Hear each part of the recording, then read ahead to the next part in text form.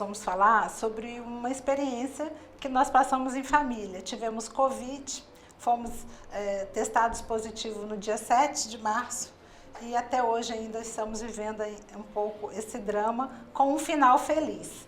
Como a gente teve muita experiência, né? Foram momentos intensos, não é, Roger? Então, nós queremos hoje tratar desse tema de uma forma de compartilhamento do que o que a gente viveu, o que a gente aprendeu, que pode ser, né, compartilhado de forma a facilitar a vida das pessoas que passaram ou passarão ou estão como nós, mesmo após o Covid, ainda muito tensos, com receio de novas contaminações. Com todos os cuidados, ainda assim a gente pegou. Pode ter sido no supermercado, no elevador, pode ter sido eu que fui a alguma agenda externa e levei para casa. E isso é um outro tema para a gente tratar em outro momento, porque eu não desejo para ninguém a responsabilidade de sentir que foi o transportador de um vírus para um ente querido. Porque não basta eu pensar, se eu pegar, não ligo, se eu morrer, eu não ligo.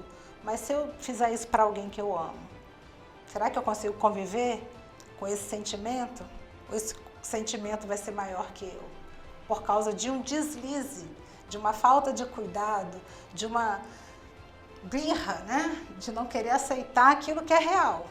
Então, o momento agora é de muita reflexão. Apesar do que eu entendo também, que é muito difícil você identificar como que foi, de onde que foi, né? Então, ter essa culpa, né? Eu acho que... Sim, não é legal. Não é, porque, claro que não é. Até porque a gente não tem como ter 100% de certeza de saber que, não, fui eu o causador, ou foi outro e tudo. Mas na hora que a gente está dentro de um problema, como eu me vi dentro, sim, eu a gente pensei, acaba puxando pra gente. Eu conheço pessoas com quem eu me relaciono que estão com esse sentimento também.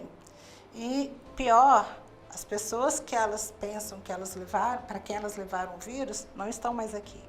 Então, eu me preocupo também, não só com a pessoa em si, mas com o desdobramento emocional, né, mental, psíquico, tudo isso pode acarretar. E a gente tem visto aí, são notícias mesmo de traumas que ficam. Mas a gente quer o bem de todos vocês, aí a gente está aqui hoje para isso, para falar que também tem finais felizes. E o nosso final já pode ser considerado feliz, né, Roger? Sim, com certeza. Mas vamos falar um pouco agora como que foi, né, qual foi a sua experiência, até onde foi a gravidade da sua infecção? Fala pra gente. Então, eu senti uma febrezinha, uma leve febre, numa quarta-feira e passou, uns 40 minutos depois passou. Ela foi rápido, veio rápido e saiu, foi embora. E aí, no sábado à noite, essa febre voltou com maior intensidade. Aí já fiquei um pouquinho mais preocupado. Com essa preocupação, eu peguei e falei, vou ver se eu estou sentindo cheiro, né? Então fui na cozinha e peguei um grão de café para poder cheirar. Quando eu cheirei o grão de café, eu não estava sentindo, não senti nada. Aí me preocupei. Aí avisei a Margarete veio, foi lá na hortinha que ela tem lá, que ela cuida. Pegou o quê? Um hortelã, alecrim, me deu e eu não sentia nada.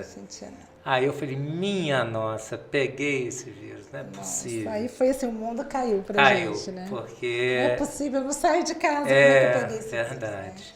Vírus, né? Aí assim, era sábado já à noite, a gente teve que fazer o exame. Aí no domingo de manhã viemos a Vitória, no laboratório único que estava aberto. Fizemos nós dois o exame, né? E o exame aí acusou positivo para mim e para Margarete. E aí, assim, aí começou toda essa história aí, nossa experiência em relação ao Covid. Porém, daí para frente, a gente tem uma semana de tranquilidade, porque foi feita a teleconsulta, né, Roger?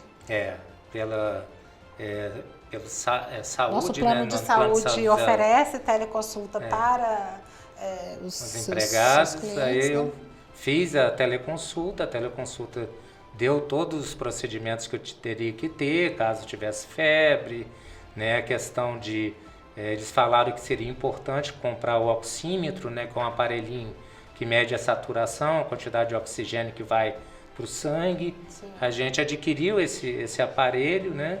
E esse aparelho, interessante dele, é que ele mede de 99, que é o excelente, que é o normal, e assim, abaixo de 94 você começa a ter que se preocupar.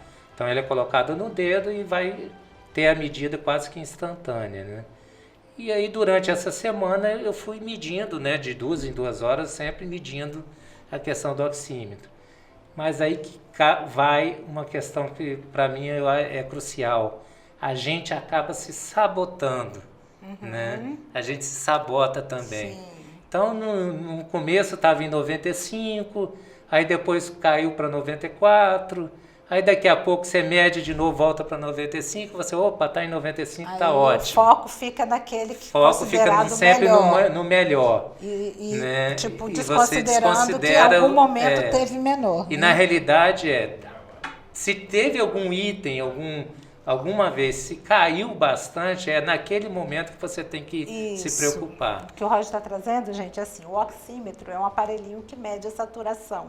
Eu não sabia o que era, aprendi, então por isso eu faço questão de ser bem didática, porque muitos também talvez não saibam como eu não sabia, e sabendo podem olhar para isso agora com outro olhar. Né? O oxímetro mede qual o nível de oxigenação que o nosso sangue tem, ou seja, quanto ele está levando de oxigênio para os nossos órgãos vitais, né? E se esse valor for inferior a 94, significa que a gente precisa de oxigênio extra, precisa ir para o hospital, precisa de socorro.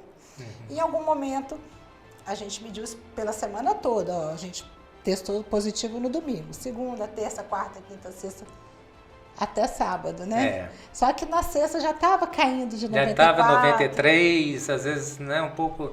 Chegou a 92, depois pulava para 93, isso. 94... E a gente colocava e comemorava. Ah, voltou. Porém, talvez esse tenha sido um erro nosso. Talvez, não posso afirmar, mas se eu pudesse mudar, teríamos pedido socorro um dia antes. Até que chegou no sábado, mediu 91. Quando mediu 91... Aí fizemos a teleconsulta de novo, e aí nessa teleconsulta o médico falou, procura o melhor hospital da sua cidade. Vai agora. O momento é agora. E aí foi que bateu o desespero. E a gente realmente... Nossa, então o negócio é sério. E aí chegamos no hospital, né, fomos lá para o atendimento inicial, uma sala lá de repouso. E o médico chegou e veio, né, mediu a minha saturação, estava em 91, e pediu o exame de sangue e fazer uma ultrassonografia de pulmão. Fizemos a ultrassonografia e ficamos... Tomografia. Tomografia, desculpa. Uma tomografia do pulmão. Fizemos a tomografia e ficamos aguardando o resultado, tanto da tomografia quanto do exame de sangue. Aguardamos um tempo, chegou o resultado, e aí a tomografia acusou 70% de comprometimento dos 2 pulmões. Então já era algo grave. E aí o médico ainda falou, ainda tem uma outra notícia, não temos vaga na UTI. Então isso tudo aí gerou uma preocupação muito grande, que a partir daquele momento a luta era pela vida, a luta era para conseguir a vaga, esperar essa vaga ali do hospital. E nós ficamos 24 horas aguardando lá nessa sala de repouso, essa vaga na UTI, mas já tomando a medicação, antibiótico, já com respiração e tudo, né, e o acompanhamento dos médicos lá. Felizmente, o atendimento do hospital, a qualificação da equipe médica extraordinária, nós presenciamos isso não somente com o atendimento prestado a nós, mas também aos demais que por lá passaram e que foram atendidos nessa mesma sala, que era exclusiva dos testados positivos, e que a gente escutava e via, acompanhava, e foi uma experiência muito rica de estar próximo do problema. Não é assim aquela notícia de televisão que está lá longe, é uma realidade que está aqui, dentro da nossa cidade, dentro da nossa família, no nosso círculo de amigos. E no pior momento da pandemia também. E no pior momento. Eu tive a sorte também de, nesse mesmo hospital, né, já ter passado pela UTI tanto um tio quanto um primo, né? Então, eles já me orientaram antes do que eu poderia fazer, teria que fazer, para poder minha recuperação ser mais rápida. Então, eles verificaram que tem um aparelho chamado VNI, que é uma ventilação não invasiva. Então, esse aparelho, ele é um aparelho anterior à intubação. Então, se você fizer muito desse aparelho, você acaba eliminando o percentual de comprometimento que tem nos seus pulmões. Então, só que esse é um aparelho difícil de se usar. Tem pessoas que não conseguem utilizar 10 minutos, porque dá uma claustrofobia, é uma máscara que cobre todo o seu rosto. E você tem que entender esse aparelho e ver que ele funciona para te ajudar. Ele vai automaticamente, de acordo com a sua respiração, jogando ar para o seu pulmão, né? E isso daí eu fazia 7 horas por dia.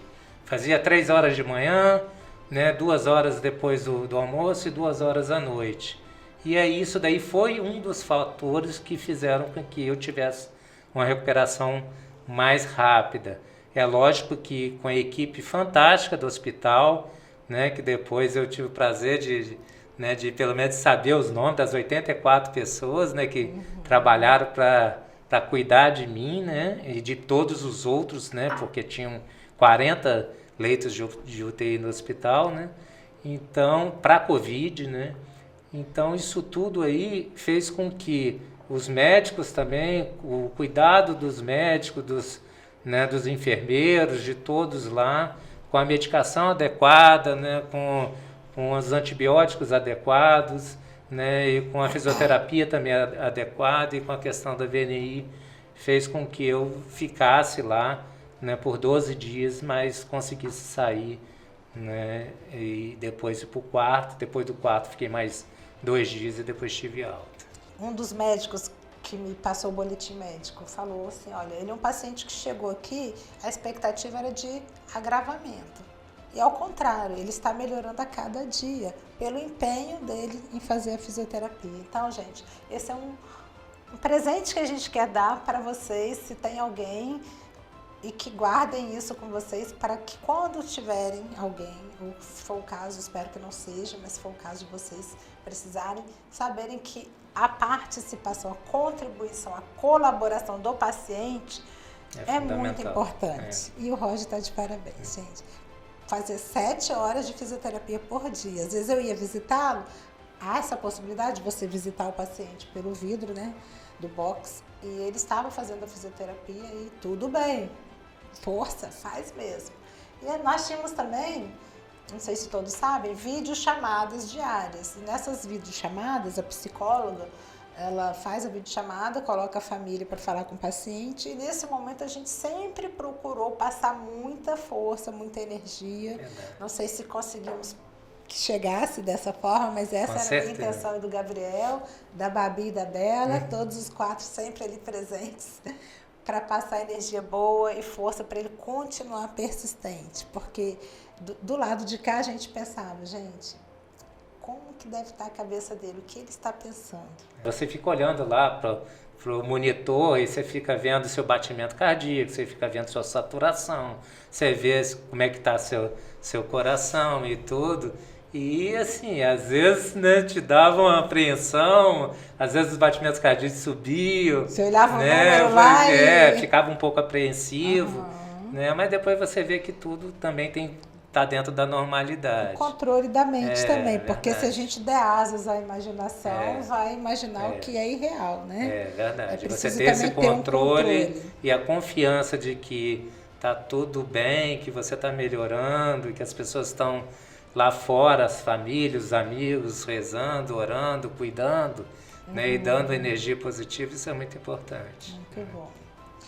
Roger, e depois de 12 dias veio a alta, né? E depois de 2 dias voltou para casa. Fala pra gente um pouquinho desse retorno. Ah, a sensação única, né? Incrível. Quando chegou a notícia que eu iria pro quarto, assim, sabe, quando você chega e fala assim, nossa, eu sobrevivi, né? Você tem isso, né? Te dá um alívio também de poder sentir que você está voltando para casa, né? Que você acaba pensando, né? Se aconteceu o pior, né? Como é que vai ficar a sua família? Como é que vai ficar, né, as pessoas que você gosta, que você ama, né? Então, assim, esse transtorno todo, e saber que isso daí, né, não vai ocorrer, que você vai voltar para casa e vai ter a vida, né, a continuidade da vida em família, isso é fundamental. Alguma coisa que a gente não tenha falado, que você gostaria de... Não, acho que assim, primordial disso tudo, acho que de tudo que a gente falou aqui, é cuidem-se, né? Eu acho que a gente tem que se preocupar, se cuidar, isso vai passar, né? E depois que passar, a gente vai poder ter uma vida, né, de se abraçar, de comemorar, de festas e tudo mais, né? Mas neste momento, né, no pior momento aí da pandemia no Brasil, cuidem-se. Eu acho que né, é a palavra mais importante de ser dita no Muito atual obrigada, momento. gente. Tá bom? Então, faço minhas as palavras do Roger. Cuidem-se.